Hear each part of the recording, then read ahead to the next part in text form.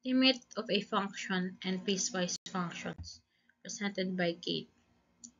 Limit of a function and piecewise functions.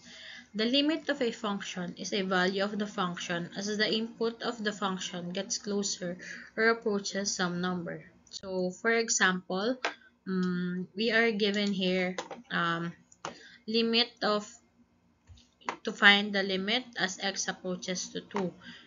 So, x raised to 4 minus 6 over x squared minus 5x plus 6.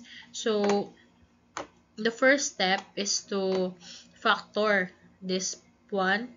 So, magiging ganito siya. X squared raised to 2 minus 4 squared. Then, yung baba din is i-factor.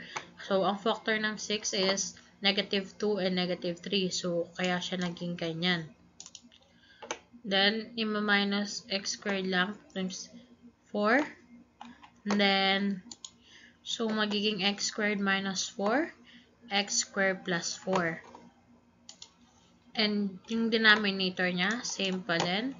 Then, here, ika-cancel lang natin yung same na mga values. And then ito, finactor lang din. Kaya, lumabas din na x minus 2 and x plus 2.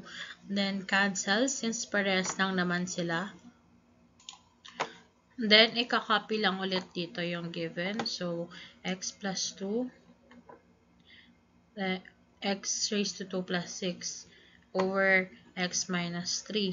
Then, isa-substitute lang yung x sa given na x. So, papalitan lang siya ng 2. So, 2 plus 2, 4 plus 6, then 2 minus 3.